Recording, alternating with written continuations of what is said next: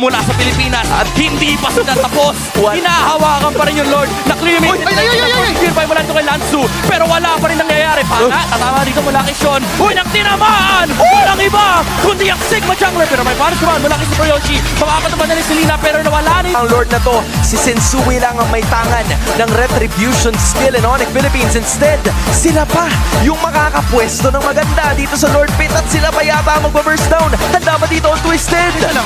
Hindi makapasok. Hindi makapasok si Lanzu. Nakaharang si Kurt. Pa sila. Sabero! Nabukan nila Sabero! Blazing Duet sa likuran!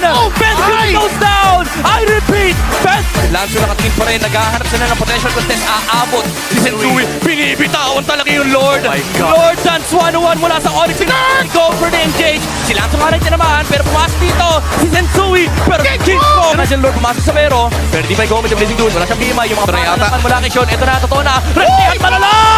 Si King Kong nakakuha! And umabot pa rin kay Benny Cutie. Wala na with the Blazing Benny! Pero hindi sapat! Blazing Duet! Mula kay Sabero! Sa may likuran! Twisted Minds! Lose their footing, lose their ground, and they lose the Lord Onyx Philippines! Shutting Twisted Minds down! At parang isa na lang ang natitira, yung asuntado ay mag-isa. Ilalaban na to ng Super Family! Eh, tatapusin nila yung base, rank na sa objective. Sila King Kong, gusto nila manalo, and gusto nila makuha